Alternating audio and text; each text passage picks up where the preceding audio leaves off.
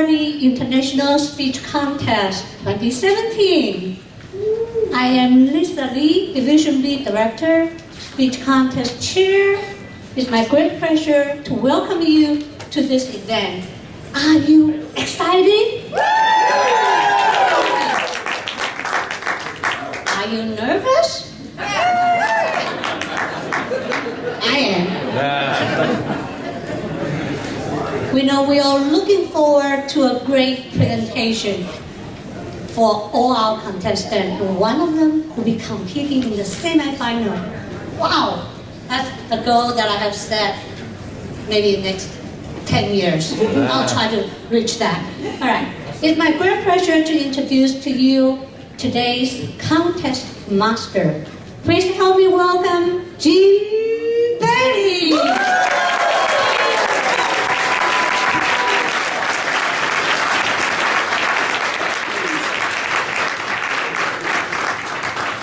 Are we ready for a speech contest? Yeah!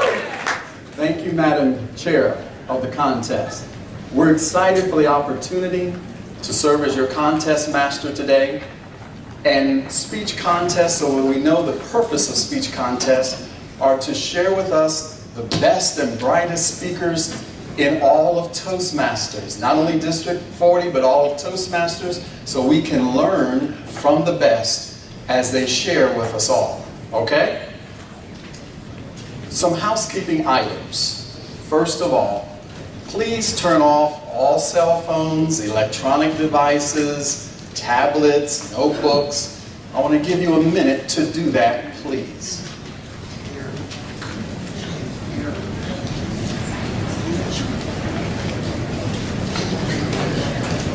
While you are doing that, there will be no photographs taken while contestants are presenting. We have a District 40 videographer that's videotaping, and you can watch the video of this contest at your leisure at our District 40 conference website. All right? Very good. You may only enter and exit the room between each speaker. Chief Judge, have all the judges been briefed? Madam Chief Judge? Mr. Contest Master, the judges have been briefed and are dispersed about the room. Thank you, Madam Chief Judge.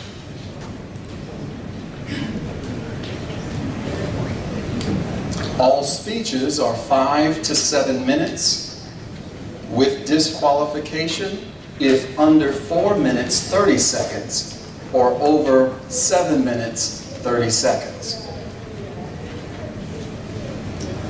The winner from this contest will participate in the semifinals in Vancouver, British Columbia. The contestants have been briefed. I will share the speaking area.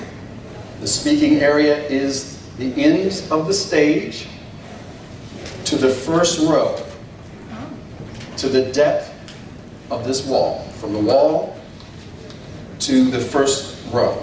I said end of the stage, I'm sorry. The first row to the wall, end of the stage. Any questions on the speaking area?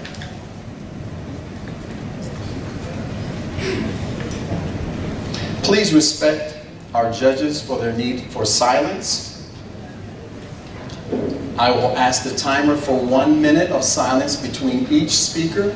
Save the last speaker for 2 minutes. I will announce the speakers as follows: name, speech title, name. I will ask that you hold your applause until after I mention the name of the speaker, the last time I mention the name of the speaker. And so that we can practice that, let's do a practice right now. I learned this from Patty Black. Thank you, Patty, wherever you are. Are you ready? Ready. John Doe, the sky is blue. The sky is blue. John Doe.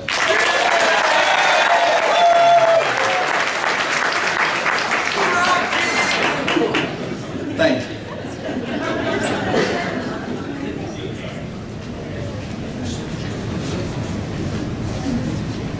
we ready for the contest? Yes! I will announce the speaking order. Let me do that. That's very important. First speaker, Davis Robinson.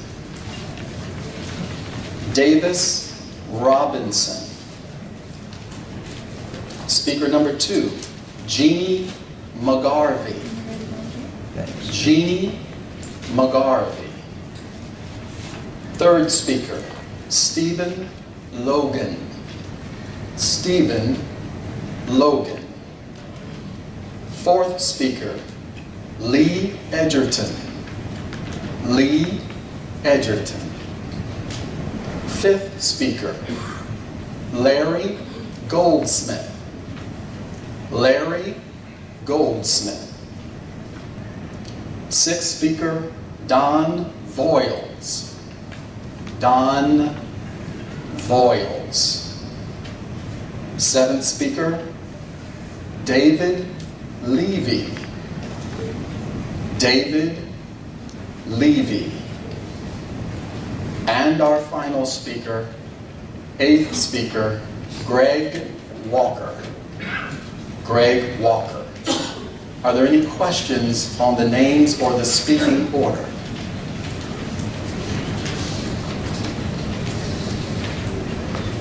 I believe we're ready for the contest. Davis Robinson. Davis Robinson.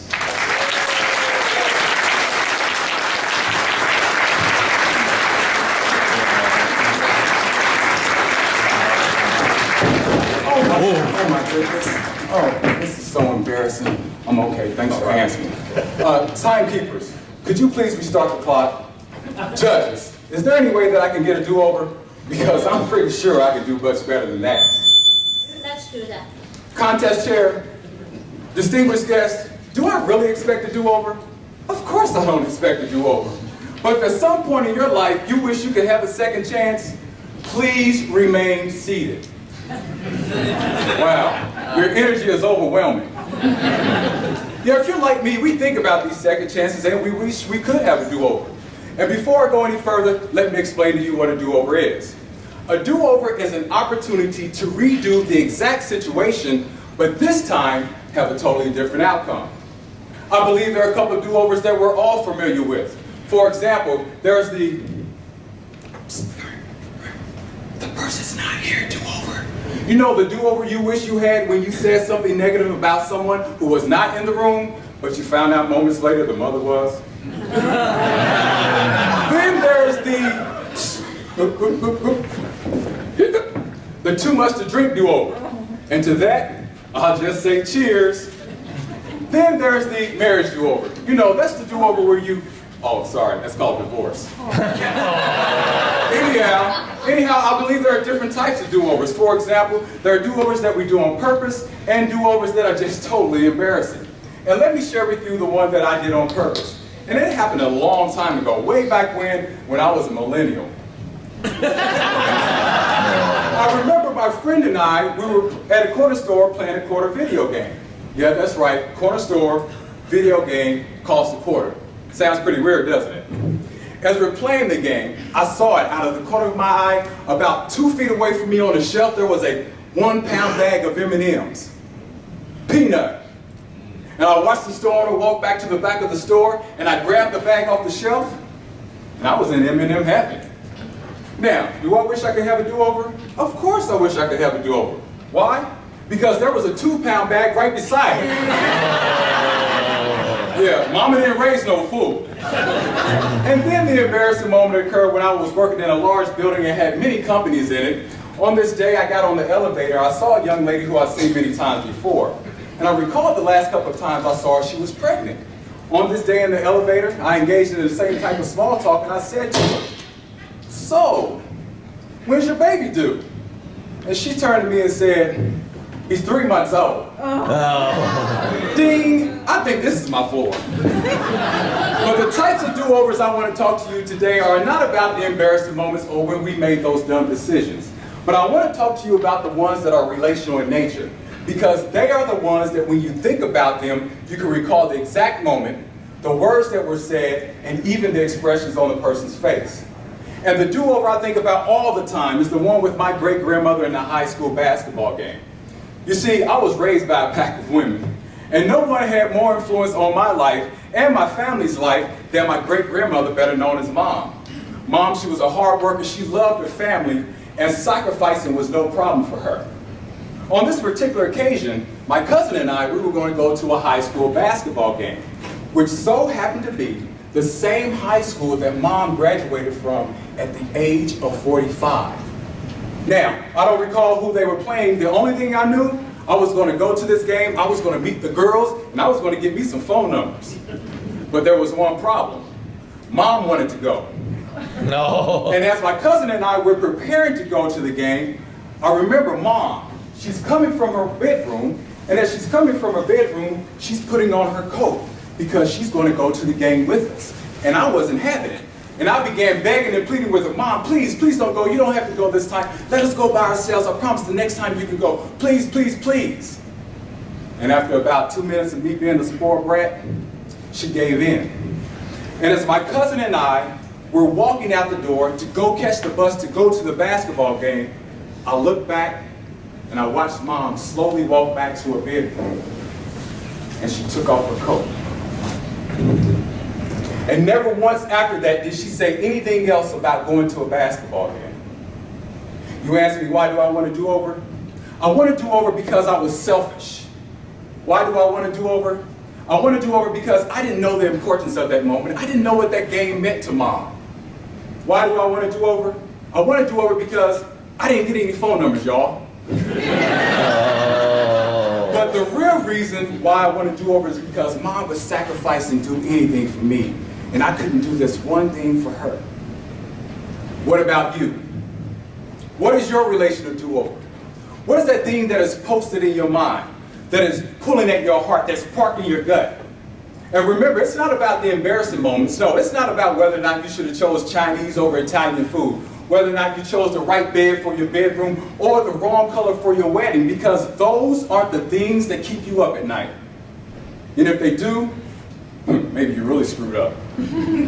But the ones that are posted, that are pulling, that are parked are the ones about your sons, your daughters, your mothers, your sisters, your brothers, your next door neighbor, and possibly your ex-best friend. As for me, I can't have a do-over.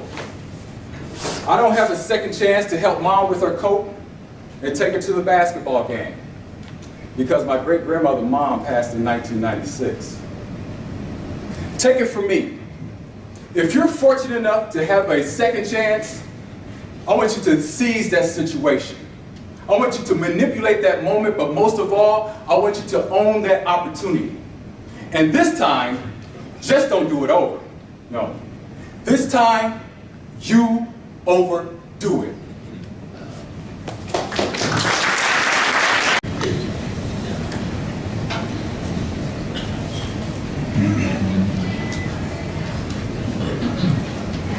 No.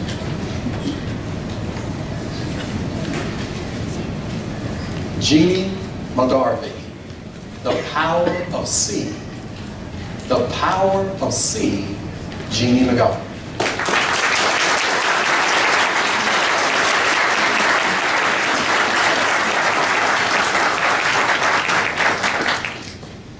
My mother sees everything. Whenever I pick on my little sister, she's there and she mentions it. Whenever she says something that I find absolutely ridiculous and I roll my eyes at, she somehow is able to see it. She must have eyes in the back of her head or something. I don't know about you, but there are several people in my life who I believe are just naturally gifted with the ability to see people. One of those people is a gentleman I graduated with in high school named Ryan Reed. He was the most popular guy in school. And not because he was the best athlete or, the cool jerk that everyone for some reason likes, but because he was genuinely able to look into every person's eyes and truly see them. As he would walk down the hallways, he would welcome everyone by name. "Hey, how are you doing?" And instead of just continuing to walk on like we typically do, he stopped and waited for a response. He wanted to know, "How are you doing?" And he stopped, he listened, and he truly saw the hurts, the joys, all the emotions that were inside of people. That's what made Ryan such an amazing person.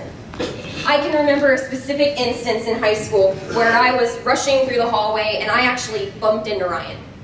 And I was stressed out, but I didn't want him to know I was stressed out. And he asked me, "How are you?" And I said, "Oh, I'm good, thanks." And he goes, "Jeanie, how are you?" And then I told him about how stressed out I was about an upcoming competition that I had. And he told me that I was going to be able to do it, I would be great, and that I had nothing to worry about. I didn't realize then, but now that I look back on that moment, it was such a blessing to have someone actually see that I was struggling and take time to mention that they cared. We need more people like Ryan on the earth. But the sad thing is, Ryan isn't on the earth anymore. Ryan committed suicide earlier last year. One thing that I've learned through the past year and a half is that we never know what's going on inside a person's head. We don't know what issues they're facing, struggles that they're dealing with, or emotions they're trying to overcome. Ryan's father passed away our senior year, and I truly believe that it's something that he was never able to come to grips with and move on from. And I often wonder, if we could do what Ryan does so well, if we could take a moment and step back from our busy lives to look up and to look at each and every person that we're surrounded with, what would we see?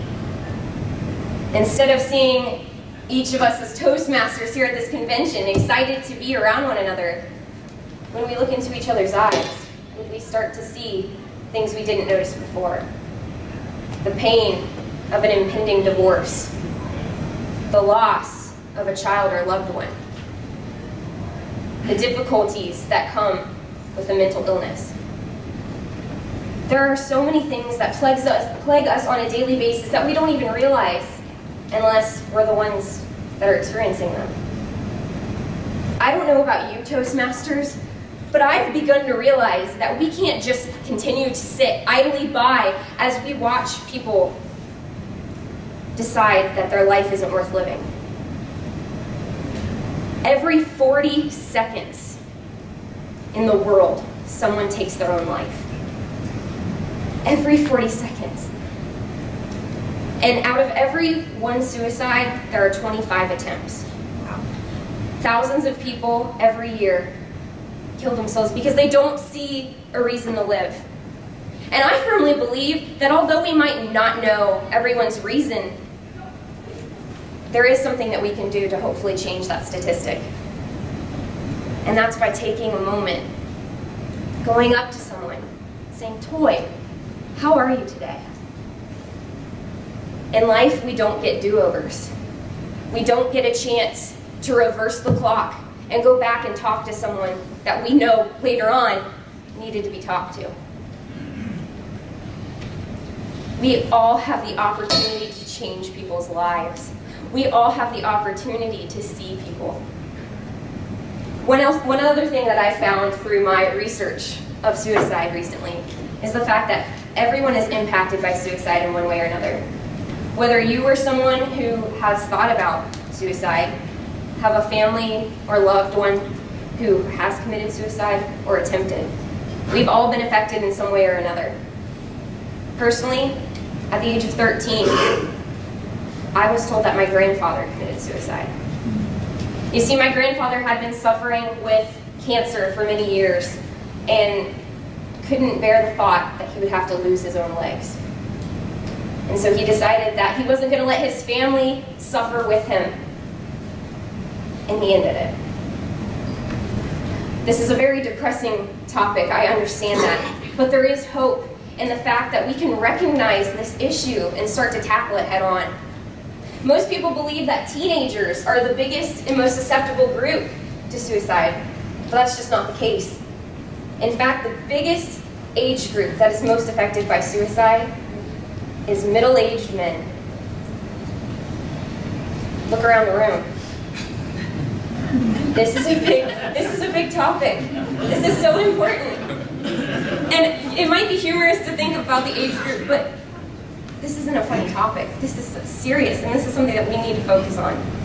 We all have the ability to change lives, and it starts by taking a moment and looking up and seeing the hurts, the happinesses, the loss, the excitement, and the lives of the people that we're surrounded with on an everyday basis. We have power if we'll just see.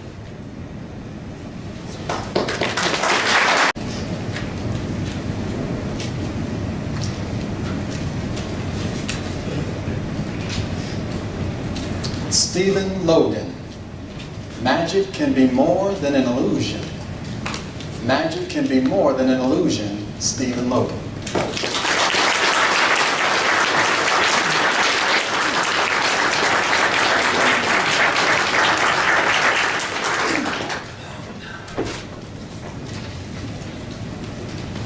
Ever watch a magician perform a magic trick and wonder, how was that done? You know, in everyday life, we could never be fooled by magic, could we? Toastmaster, contest master, fellow guests, fellow Toastmasters. At the age of 6, there was an incident that sparked my interest in magic. I accidentally made my parakeet disappear. My beautiful green parakeet with his yellow top was constantly making a mess, scattering his birdseed. So one day, I decided I was going to surprise my mother. So I plugged in her canister vacuum cleaner, started vacuuming the seeds, and all those seeds were sucked up rapidly into the hose. Won't my mother be proud? Well, just then I heard my mother's voice. "Steve, what are you doing?" Turned in the direction of her voice and up filled the vacuum hose. And when I looked around, my bird was gone. Where did he go? Oh no, could it be? I turned off the vacuum cleaner, pulled off the hose, peered into the dust bag. Oh my gosh, he's not there. I wonder if he's hiding in the hose. Oh yes, there you are, Peeper. Come on out, Peeper. Oh, you're stuck. I'll help you, Peeper. Ever inserted a vacuum hose at the rear end of a vacuum cleaner? I did. And the next thing I saw was Peeper flying backwards across my bedroom at nearly warp speed. It was like shooting a pea out of a pea shooter. My oh my, I just made my parakeet vanish and reappear just like magic. Now, was he okay? Yes! And folks, I promise you, I never did that to Peeper again. But you might say, it was on this day that I became an amateur magician by accident. Now, as an adult, it was my interest in magic that helped me understand this cold reality. That magicians, scam artists, and other charlatans all divert our attention away from what they're really trying to do, using a form of sleight of hand. And magicians refer to it as misdirection. See this pencil? Watch it. Don't blink. 1, 2, 3. Gone. Really? No, it's right here. You see, a simple sleight of hand trick like this pencil trick, it can be fun, but in the wrong hands, sleight of hand can harm us. Ever witness faith healing on television? You know, that's one of the primary methods for deception, sometimes with deadly consequences. Prominent televangelist Peter Popoff is conducting one of his weekly crusades.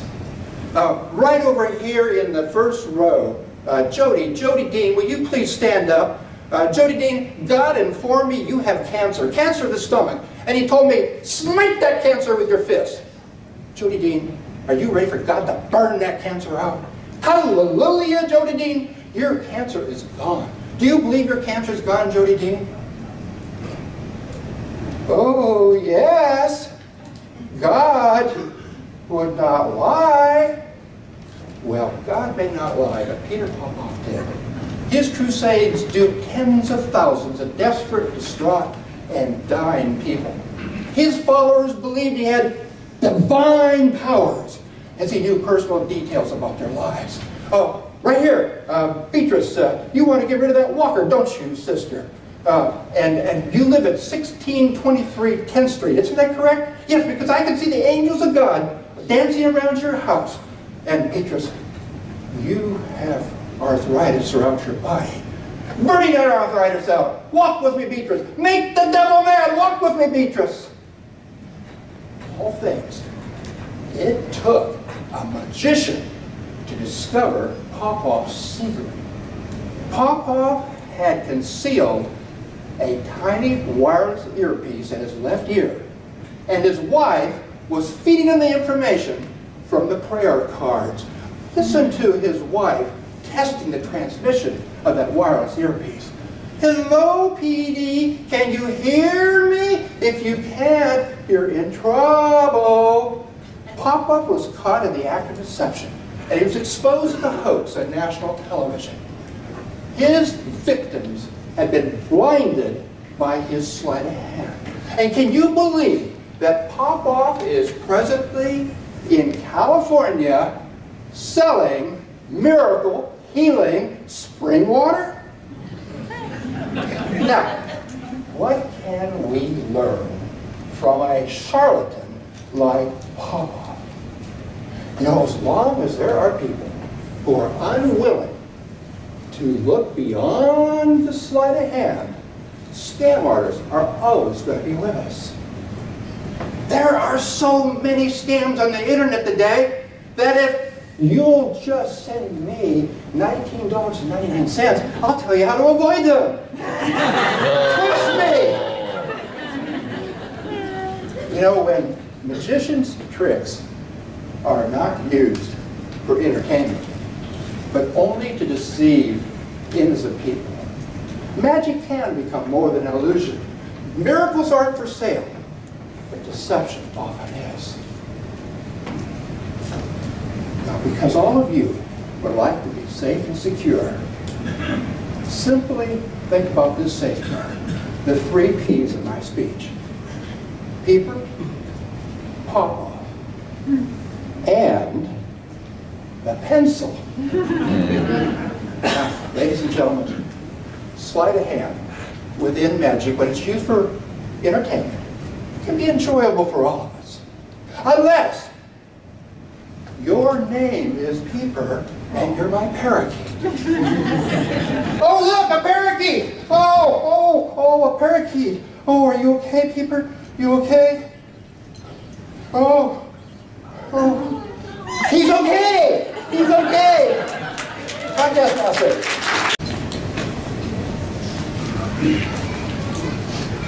Lee Edgerton. Fear then and now. Fear then and now, Lee Edgerton.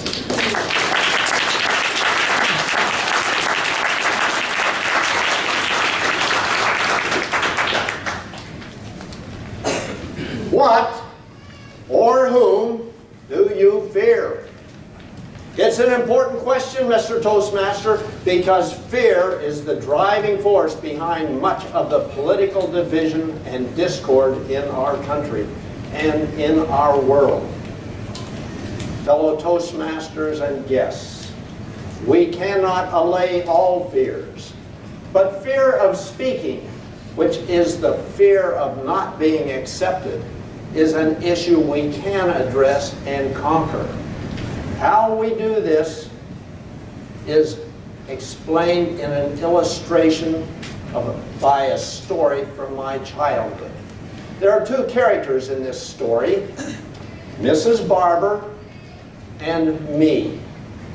First, lest you confuse me with the me in this story, please know that in the 3rd grade, I was not the strong, robust, muscular figure you see before you this afternoon.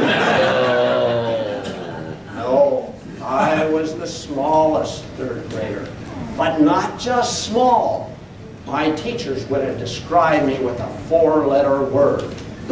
I don't like to use 4-letter words in a speech, but the reality is my teacher would have said I was cute. You can understand why I feared that I did not match the masculine image required of my gender. And it will not surprise you to know that the smallest 3rd grader was also shy. Mrs. Barber was the principal and teacher in my school. If you were to describe Mrs. Barber, you might say slender. We would all agree, but slender was not what came to my mind. For me, Mrs. Barber personified the word severe. Rhymes with fear. Before coming to our school, Mrs. Barber taught at St. Anthony's, that school to which all the troublemakers were sent. Fearsome stories of St. Anthony's had credence in my young mind, not because I had seen St. Anthony's, but because I had seen the face of Mrs. Barber. And while I had not looked up severe in the dictionary, I knew the definition was Mrs. Barber. She had sharp features, gray hair, piercing eyes, the kind that really see, and pursed lips that never smiled. Innocent, youthful laughter was muted immediately in her presence.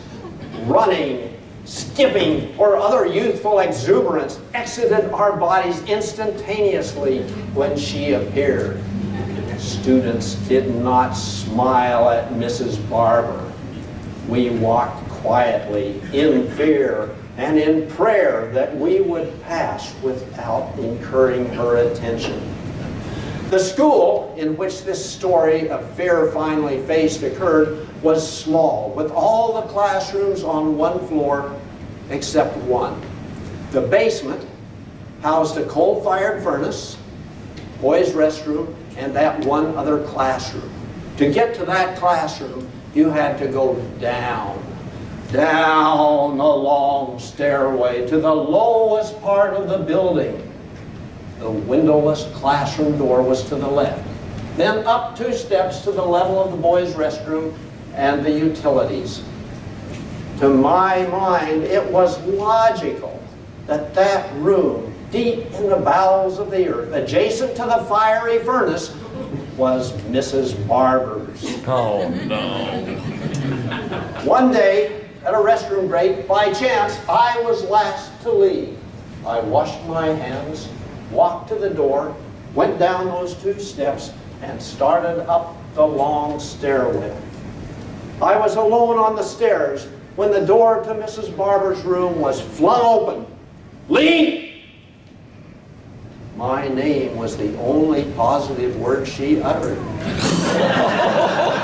Fear caused the voluntary muscles of my legs to involuntarily descend back down to Mrs. Barber. Such was her command of my mind. Another student had knocked on the door and raced up the stairs. This had happened before, and Mrs. Barber was determined to put an end to it by placing fear. Fear such as only one from the depths of the earth next to the fiery furnace can place in a 3rd grader.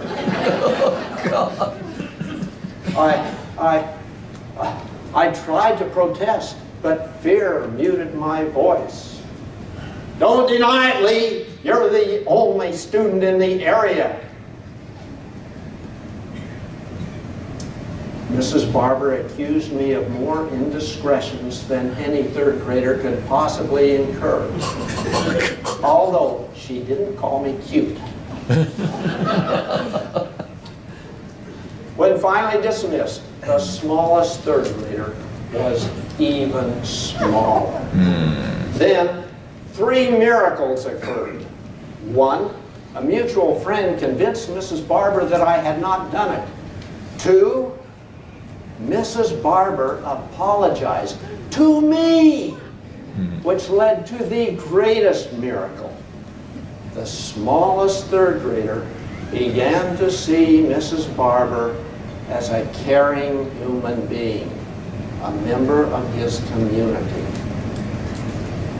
Fellow Toastmasters, we cannot allay all fears, but we can reduce the division and discord in our world by believing in those whose fear prevents them from speaking up.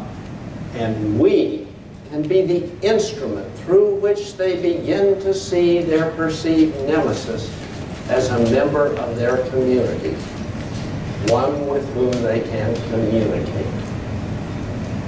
Mr. Toastmaster. Madam Timer.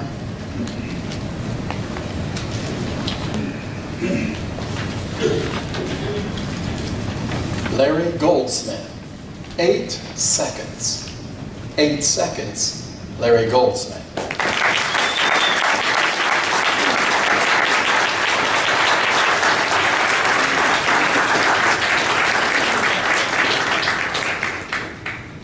A number of years ago, I came home to find my 8-year-old daughter sitting on the front porch.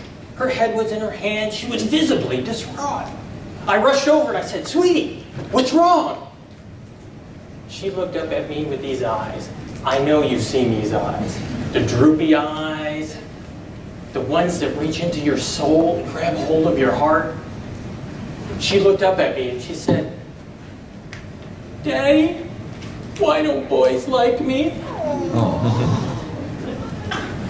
Mr. Contest Chair, fellow Toastmasters, and honored guests, I did not expect that from my 3rd grader. I'm ashamed to admit, as a father, my gut reaction was, "You are, yes!"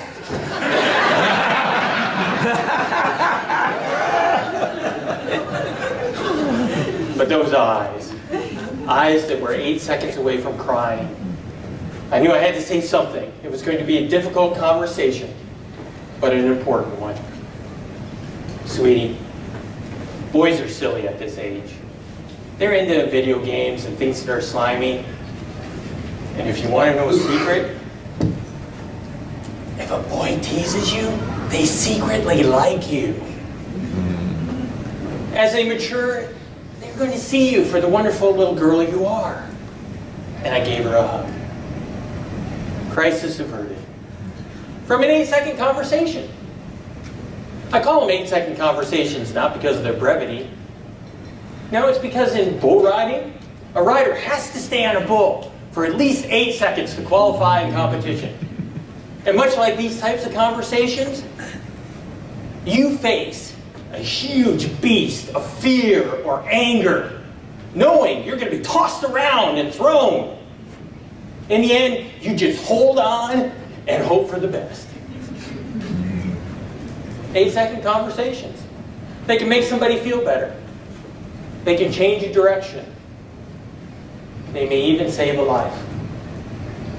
What will you do with your 8 seconds?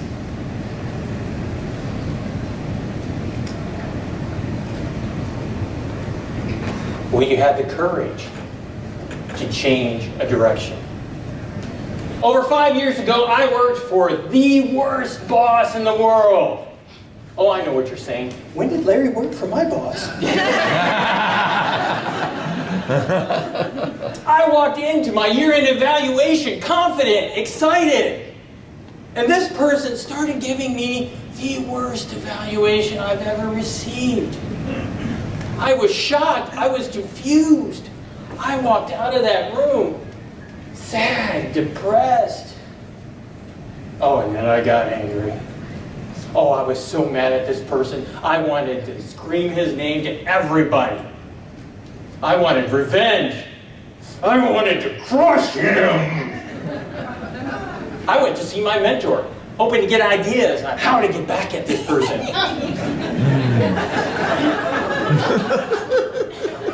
It seemed like a good idea at the time. She listened to all my complaints. And then she very calmly said, Larry, where do you see yourself in 5 years? What? I'm mad. I'm angry. I want to crush you. Larry, where do you see yourself in 5 years? She opened my eyes to the bigger picture, making me realize however I respond to this event will impact where I want to be in 5 years. That made all the difference. In this 8-second conversation, she took me off this path of self-destruction and put me on a more positive route. She helped make me the people leader I am today. It is why I became a mentor.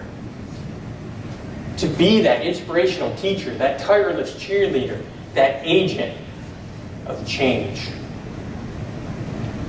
What will you do with your 8 seconds?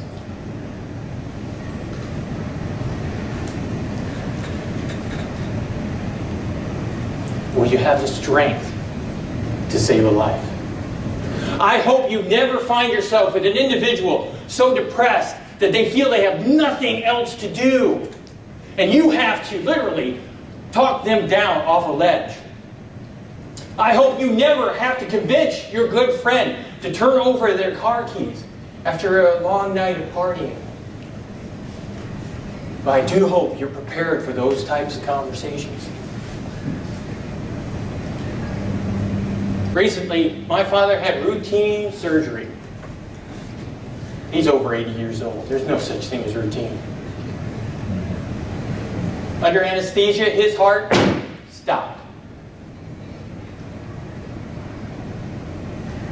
While the doctors and nurses rushed to revive him, word got out to my mother in the waiting room. And without hesitation, she started the most important 8-second conversation that you can have. Pleading for the life of this man that she'd known for over 60 years. Not ready to say goodbye. What will you do with your 8 seconds?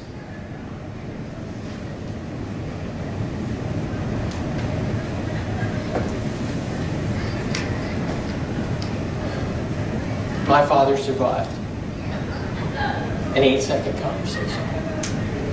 We had the joy of visiting them over Christmas. Because of the incident, his memory is a little off. He told the same 4 or 5 stories 4 or 5 times.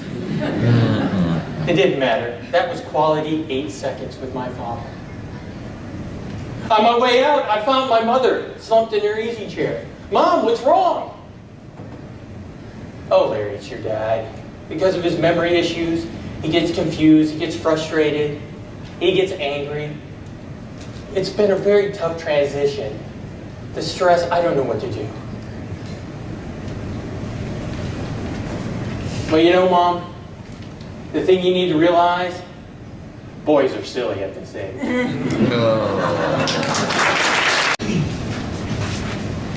Don Voiles, The Invited Thieves. The Invited Thieves, Don Voiles.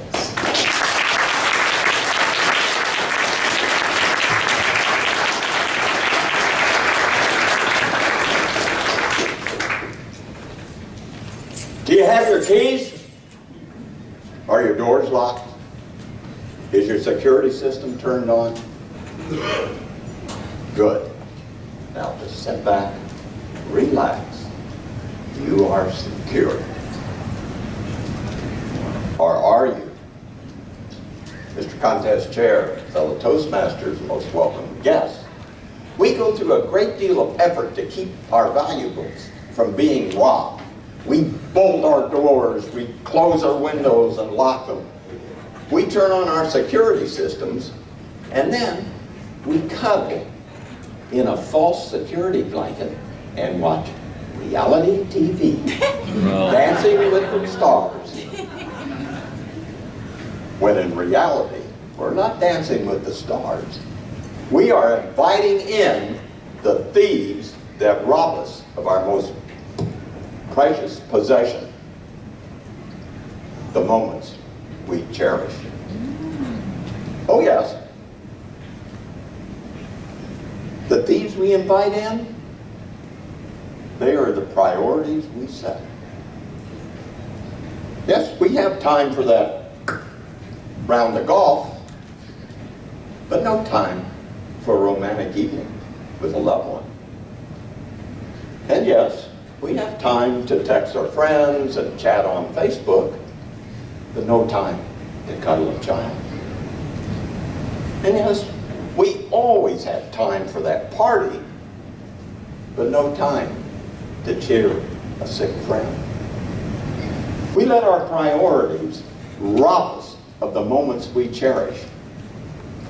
Billy Ray Cyrus, the country singer, I think illustrates this very well in his song, The Busy Man. There is a boy standing in a driveway, basketball in hand, saying, "Dad, could we play a little one-on-one?" You pat him on the back and say, "Not now, son. I'm a busy man." Have you ever seen a headstone that said, "If only I could have spent more time at work"?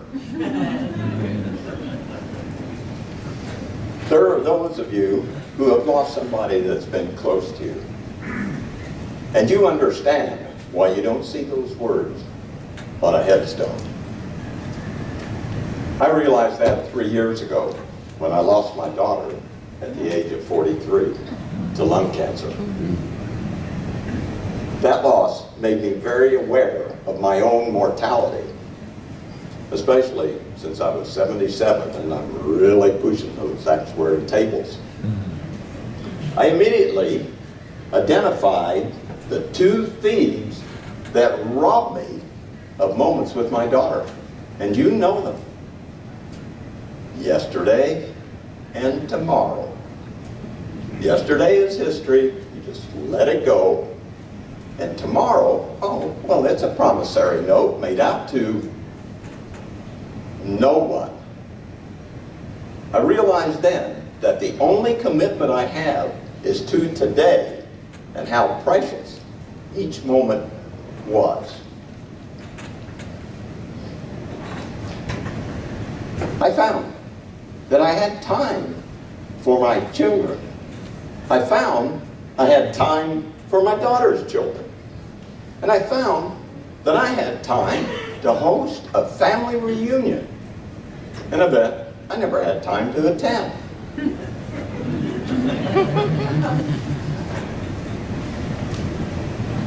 But be aware, I found I was sliding back into my hurry and worry routine, and again, had no time for the moments I cherished. Until one day I was talking to a friend of mine about our favorite subject, you know, the aches and pains we get at our age. And I said, "George, when I go to the doctor, I always feel so much better when he tells me my numbers are normal for my age." Don, dying will also be normal for your age at some point.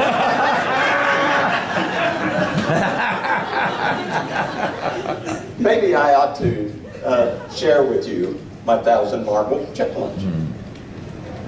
George, you're not telling me I'm losing my marbles, are you? Yes, Don, in a way. When I was 55 years old, I thought if I lived to be 75, I would only have 1,000 weeks left to enjoy. So I went to a toy store, bought 1,000 marbles, put them in a glass container, and every week I'd take out a marble, throw it away. Take out a marble and throw it away. Take out a marble and throw it away. And as I was losing my marbles, I was able to focus on the really important things in life. And I found that there is nothing like watching your time run out to help you get your priorities straight. Are your priorities straight? If not, It's time to step off of that fast track. It's time to set some new priorities. And it's time to stop inviting the thieves in that rob you of the moments you cherish. Do you have your keys? Are the doors locked? Your security system on? Are your priorities straight? Good. Now you are secure from the thieves that rob you of the moments you cherish. Mr. Contest Chair.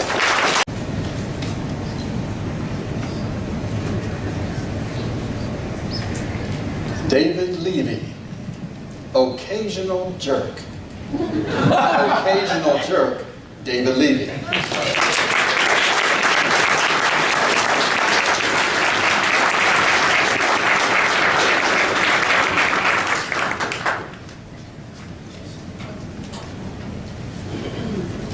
Hi, my name's Dave, and I'm an occasional jerk. The problem with being a jerk and knowing it is it often comes with feelings of guilt, embarrassment, and regret, or if you prefer acronyms, grr. Grr stinks.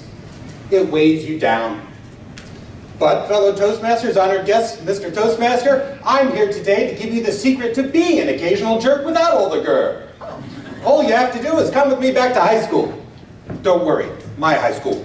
Back then, I had a tight circle of friends. But if you were outside my circle, I probably said hi to you, rarely, cared about you, barely, and treated you unfairly. So when the invitation to my 10-year high school reunion came in the mail, I thought, why go to that? My old friends probably won't be there, and I don't care about those other people. By the way, this is a sure sign that someone is being a jerk when they go like this. It's too bad that I couldn't see myself at the time, though, because I didn't know that I was being a jerk. Not until a couple of years later, when I took the Myers-Briggs personality test. It didn't come right out and say that I was a jerk. But it did say that I was an introvert, which forced me to ask myself a very difficult question. What's an introvert? This was the late 90s. The term was not nearly as widespread as it is today, especially within Toastmasters. But when I found out what it meant, it explained so much. Like why, as a social chairman at my fraternity in college, I would set these awesome parties into motion, but then sneak away to my bedroom to watch television. Turns out that being an introvert is an obstacle to making friends. It explained why I clung so tightly to my circle in high school. It wasn't that I didn't care about other people. It was that I didn't know how to express it. So I told myself I didn't care. Case in point, Alicia Green. Alicia and I have been friends. We even dated in the 6th grade, whatever that means. But as we grew up, we grew apart. Until finally in high school, I realized I missed my old friend. So one day, while passing Alicia in the halls, I thought it would be okay to reach out and knock her books out of her hands. Papers scattered everywhere. I could hear a few choice words from Alicia, but I just kept on walking and told myself, I don't care. Oh my God, I was such a jerk. Guilt, embarrassment, regret, grrr. So when the invitation to my 20-year high school reunion came in the mail, I thought, I can't go to that. My old friends probably won't be there, and those other people don't care about me. I was a real jerk in high school. And that could have been the tragic end to my story if the invitation to my 30-year high school reunion hadn't come in the form of a Facebook event. Not only couldn't I figure out how to get away, but for the first time I could see some of my old friends would be there. So I went too. I flew to New York, drove to the big event, my hand was on the door when I froze. Yes, there were people inside that I wanted to see, but they'd be surrounded by a sea of people who remember me as a jerk in high school. If I could have justified walking away right then, I would have. But I'd traveled so far. I'd even clipped on a tie. So in I went, and wouldn't you know, the very first person that I see is Alicia Green. And she was heading right towards me. Oh my God, I hear she works out now. She hugged me. Alicia, I have to be honest, I didn't know how you would respond to seeing me. If I remember, I was a bit of a jerk to you in high school. Oh, you mean 30 years ago? And something about Alicia's shrug reminded me of the Zen parable of the two monks who waded across a river. The older monk, the master, carried a woman on his shoulders to help her across and keep her dry. But that night, during their evening stroll, the younger monk could hold his tongue no longer. Master, as monks, we are forbidden to touch women, yet you carry that woman today on your shoulders. How do you account for yourself?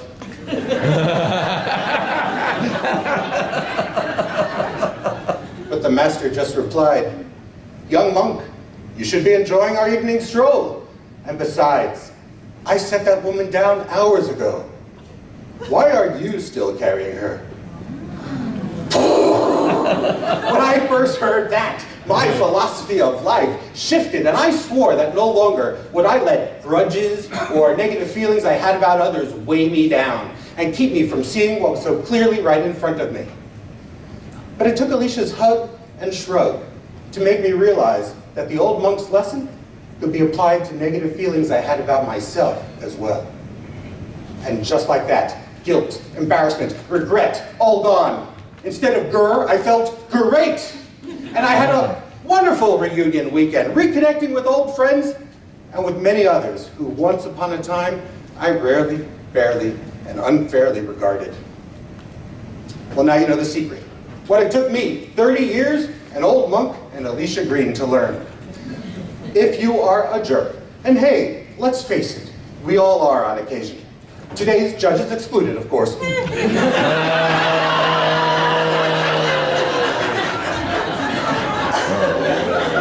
But if you are a jerk, and you know it, seek forgiveness, sure. But forgive yourself, too. The weight of the guilt, embarrassment, and regret are not worth it. If you could throw them off, I promise you, the things you will begin to see clearly that have been right in front of you all along will never stop making your mind go.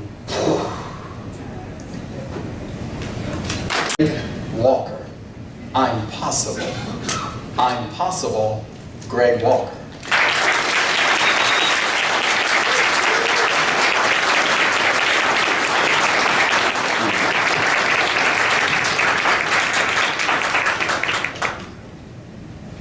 Are you kidding me? If you think you're the one making out of this family, that's impossible. Imagine if that was your father speaking to you. Mr. Contest Master, ladies and gentlemen, has anyone ever told you, or you, that something was impossible? I was born into a life of impossible. I'm 13 of 15 children, born to alcohol and drug-addicted parents, with brothers in prison, sisters who are prostitutes. My father had 18, my mother had 14. I have 14 siblings. No one in the history of our family ever made it beyond the 9th grade. Let me take you back to 1981. It was a beautiful fall morning. My alarm clock went off. I jumped out of bed. I was so excited. It was my first day of high school. I brushed my teeth. I combed my hair. Yes, I used to have hair. No. I was so excited, I ran out and I forgot my shoes in my pants. I get dressed and I'm heading out the door, but I'm stopped by a sound I hated, my drunken father. Hey boy, where you going? It's the first day of high school. Do you really think you're making it out of this family? If you do, it's impossible. And I duck as my father flicks a beer can at me. Now I wasn't worried about my father hitting me a beer can because when he was drunk, he couldn't hit the floor if he fell down. Oh, no. But we had to stare down and I continued out the door. And I looked at my bus stop, and there was someone who brought joy to my heart. My best friend, Janet. Janet and I have been friends since the 4th grade. When my father came into our home, molesting my sisters, beating my mother, and abusing my brother so badly that 4 of them took their own lives. Oh no. One of them just 3 hours before I came to this speech. Ooh. And his daughters are out there, I have to explain to them. So I continued. Jan and I got to high school. We got to high school. And Janet is someone who I've known since the 4th grade. And when my father was abusing everyone, we would hide behind the bushes. And she would always tell me, Greg, you're going to be okay. We get to school, we're in homeroom. People's patting me on the back. Greg, you're the one. I felt like I'm king of the world. When life is going smooth, it will smack you in the face. Just then, one of the most hated kids in our school walked in and said, Greg Walker, the principal would like to see you.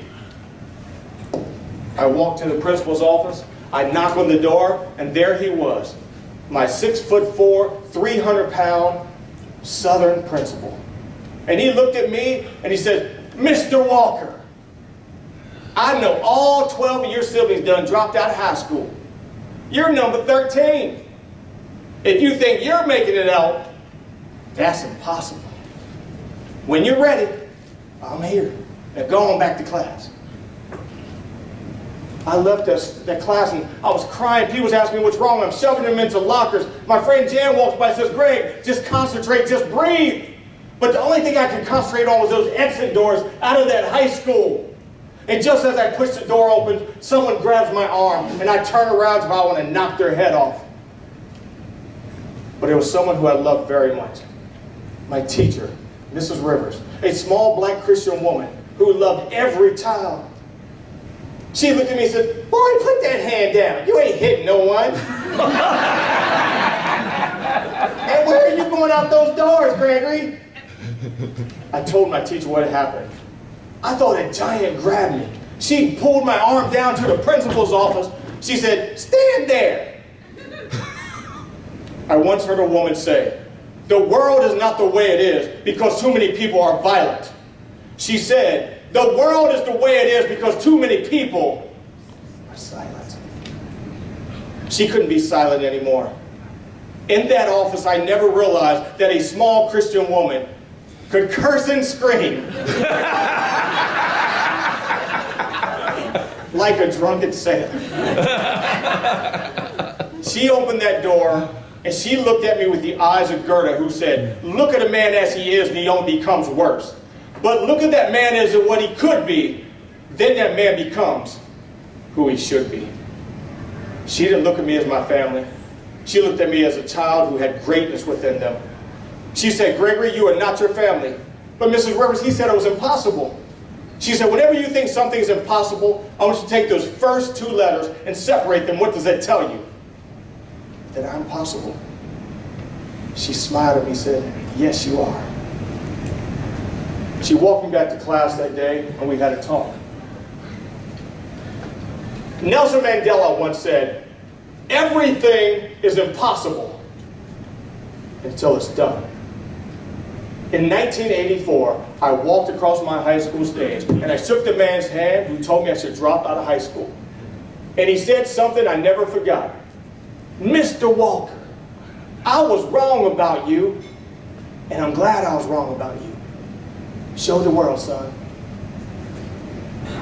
As I stood in my high school graduating class, do you know who was in that audience? Not one of my family members. My teacher and my best friend, Jan. But that didn't matter. Because I stood and I became the first person ever to receive a high school diploma in my family. If you're wondering what happened to my best friend, Jan, May 28th of 1987, my best friend, Jan, married me.